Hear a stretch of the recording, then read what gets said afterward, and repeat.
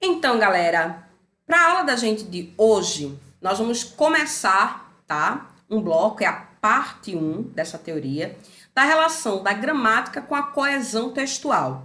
Lembrando que a coesão textual é algo fundamental para a escrita de qualquer texto, qualquer produção, inclusive a do seu vestibular, inclusive a do Enem, né?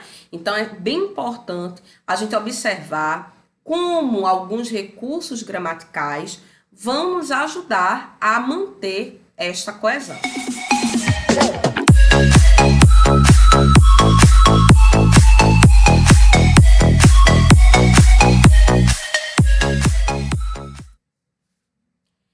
Agora, o que é coesão textual? É uma coisa que todo professor de redação, com certeza, já tentou explicar, já explicou a você. Mas vamos ver se a gente realmente entendeu o que é a coesão? Olha só. A coesão é essa amarração entre as partes do texto. Ou seja, eu não posso fazer um texto blocadinho. Faço um parágrafo, faço um período, faço uma oração, ou até mesmo entre as palavras da oração. Eu preciso amarrar.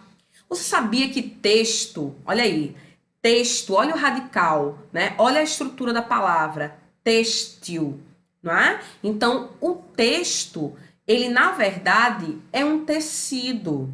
O texto, ele é uma amarração.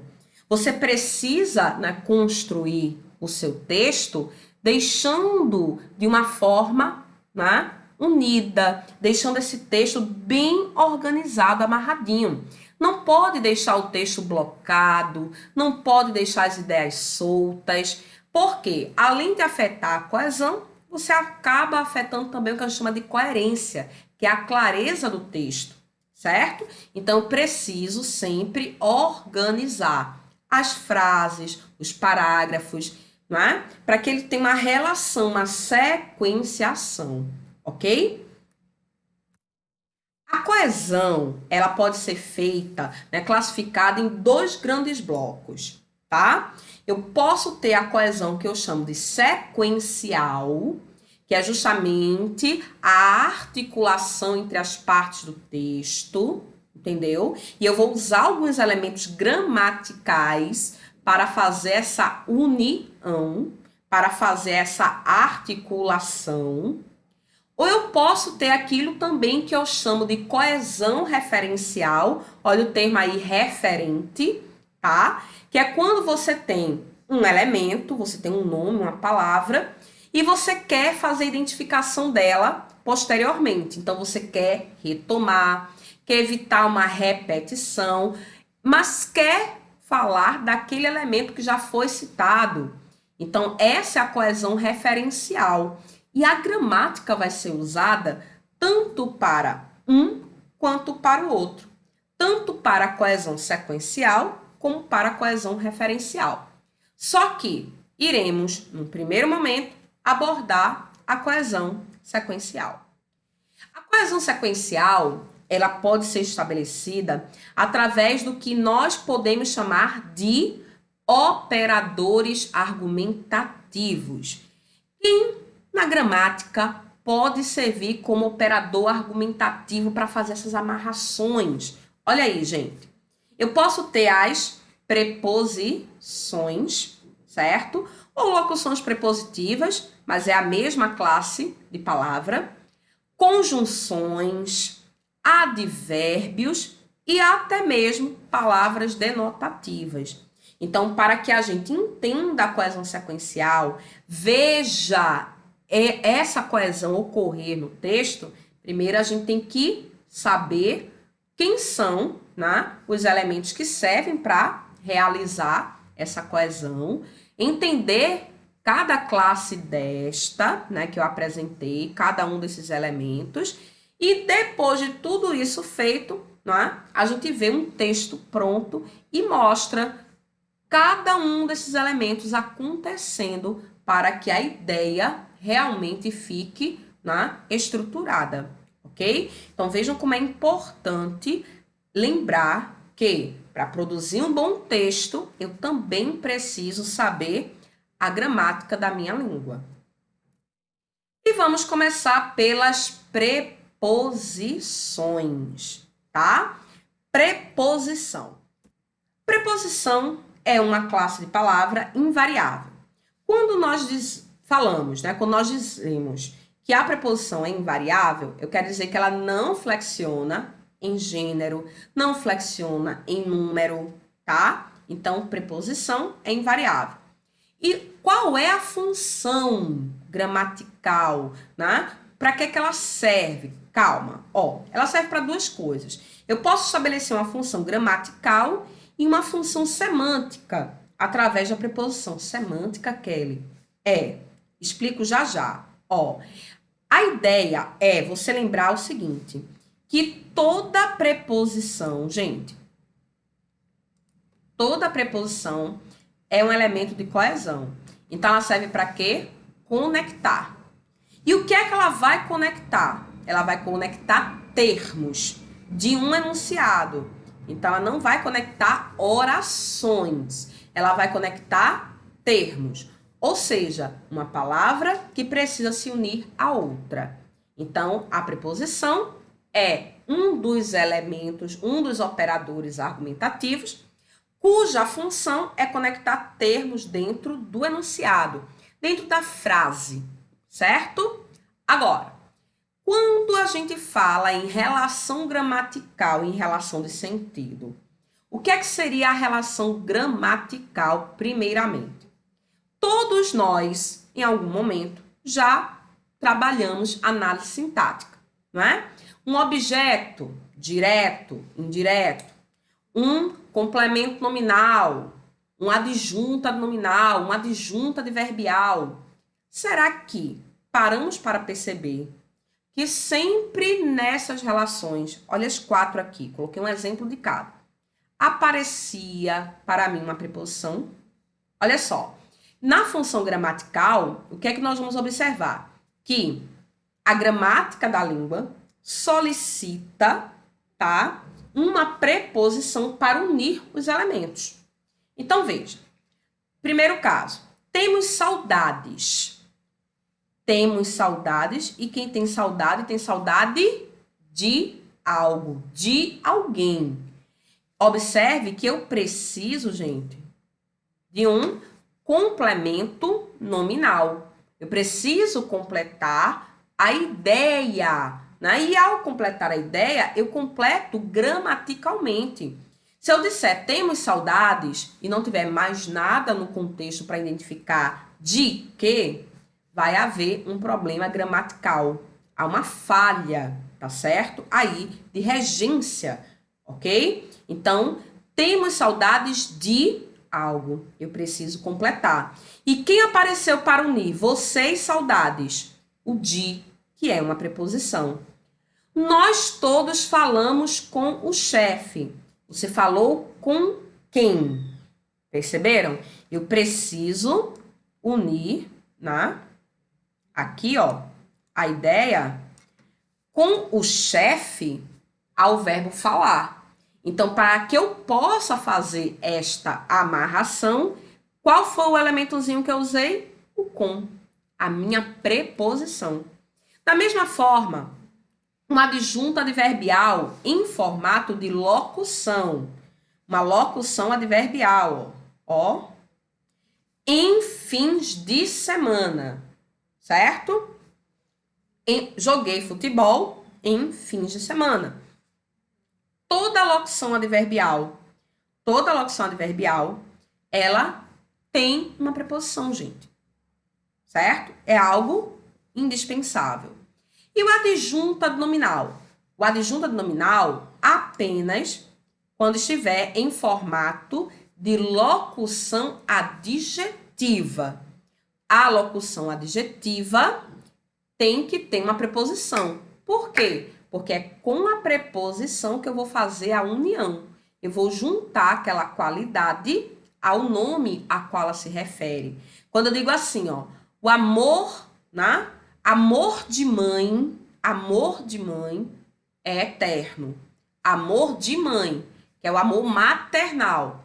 Percebam que de mãe é uma locução adjetiva. Olha quem apareceu ali, a preposição de, né? O pneu de trás furou, o pneu traseiro. Só que quando eu usei a locução adjetiva de trás, olha quem apareceu aí, a preposição de, tá? Então, sempre que eu estiver utilizando uma locução adjetiva, vai aparecer a preposição, tá? Locução adjetiva, locução adverbial, tem preposição.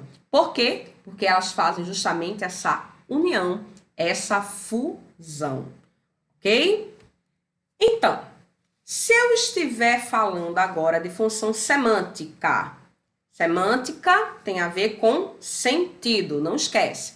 Em qualquer situação que você vir a palavra semântica, semântica, sentido, semia, sentido, tá? Então, por isso, quando a gente fala polissemia, vários sentidos, ok? Então, falou em semântica, relações de sentido.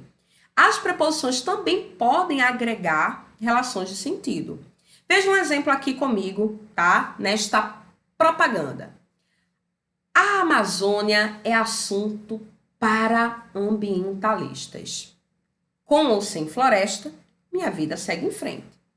Não deixe que opiniões erradas derrubem a Amazônia. Meus amores, então, quando você pega a primeira oração, apareceu o seguinte: assunto para ambientalista. Você percebe que esse para ambientalista está agregando um valor, uma ideia de conteúdo, né? Assunto para quem? Para ambientalista. Eles que vão discutir, eu não. É uma espécie de finalidade. É para quê? É para quem? Certo? Então, esse assunto é para alguém. Veja que tem um sentido por trás. A outra fica até melhor também de você enxergar, ó, com ou sem floresta. É o modo.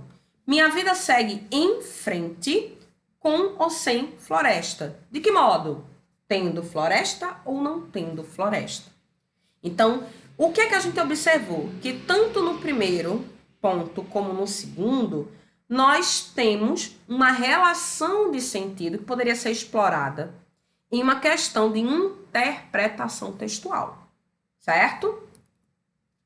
Mas, antes de a gente abordar várias relações de sentido, e olha que não estão todas aqui, não.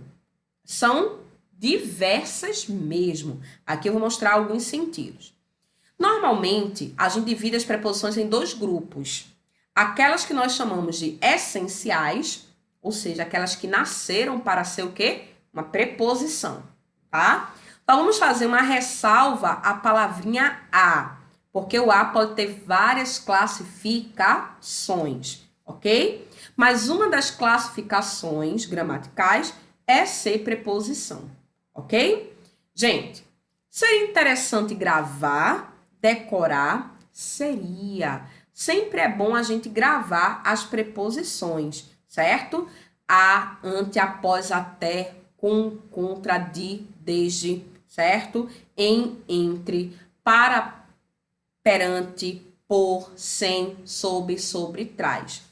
E algumas gramáticas ainda acrescentam a preposição mais arcaica per, tá? Que hoje a gente só encontra em algumas expressões latinas. Per capita, na renda per capita, tá certo? O por, a preposição por, assumiu todas as funções da preposição per. Então, por isso que algumas gramáticas não trazem mais aqui na listinha. Gente, relação de sentido é interpretação, hein? Interpretação, certo? Não adianta decorar, porque pode cair uma relação que não esteja aqui, ok? Veja, vi o carro de João. Quando você estiver analisando, o que é que você vai olhar? Preste atenção. Ó, você vai olhar para a expressão em que a preposição está iniciando, né? A qual a preposição está iniciando. Vi o carro de João. e vai observar o que é que essa estrutura tem em relação ao resto, né, do enunciado. Carro de João, o carro dele. Então, da ideia de posse. Viajará com o namorado. Com o namorado é a companhia, é o com quem. Estive em São Paulo, onde, né, lugar. Viajaremos de trem. É o meio que eu vou viajar, de trem, de carro, de avião. Parou para olhar a natureza. Ele parou para quê? Finalidade, não é? Para olhar a natureza. O mendigo morreu de frio. Ele morreu de quê? Qual foi a causa? Falamos sobre política e economia. Falamos sobre o quê? Qual foi o assunto? Remava contra as ondas, lutou contra, né? Então, contra, inevitavelmente, traz a ideia de oposição, contrariedade, não é? Estamos sem dinheiro, ausência, privação, certo? Você pode também ver aí recurso, mas está muito também claro aí a ideia de privação, né? De falta, ok? O portão é de madeira. Qual é a matéria? Qual é o material? O relógio de ouro, né? A vasilha de plástico, é a matéria. Feriu-se com a espada. Feriu-se com o quê? Qual foi o instrumento? Viajarei de noite. Tempo. E somente essas preposições podem estabelecer esse sentido? Não, gente. Isso aqui é o quê? Exemplo, tá? Você pode usar, por exemplo, o sobre para indicar lugar, né? O livro estava sobre a mesa. Sobre a mesa é o lugar, ok? Percebam, né? Você pode usar as preposições com vários sentidos. Perceberam que o de, apareceu em várias situações, estabelecendo sentidos de versos. Por quê? Você não tem um sentido para uma preposição. Você tem um sentido para o enunciado que ela está introduzindo. Você tem que analisar o contexto, tá certo? Então, nada de olhar somente a preposição. Você olha o conjunto, você olha o todo e analisa o sentido. Então, muito cuidado com isso. O que seriam agora as preposições acidentais? Bem, acidentalmente, então foi algo que ocorreu meio que por acaso. São então, classes gramaticais, palavras que seriam de outras classes gramaticais, mas que naquela situação, naquele contexto, estão exercendo a função de uma preposição. Qual é a função? Se eu pensar em função gramatical, é a de unir, conectar elementos. Não é isso? Ó, os assaltantes, segundo o relato da testemunha. Kelly, segundo e conforme. Eu lembro que são conjunções. Sim, também. Agora, é importante você lembrar que a conjunção, ela vai unir orações. E aqui eu não tenho oração. Ó. A oração tem que ter um verbo. Aqui eu só tenho o verbo atirar. Aqui onde o segundo está, não tem verbo. Eu tenho artigo, substantivo e a locução adjetiva da testemunha. Então, se não há um verbo, segundo aí, não tem a função conjuntiva. Tem a função prepositiva. Está unindo, está conectando, mas não como uma conjunção. A mesma coisa aqui, ó. Tudo saiu conforme o combinado. Se eu tivesse tudo saiu conforme combinamos. Opa, mudou para um verbo. Combinamos. Aí, conforme seria a conjunção, porque estaria ligando orações.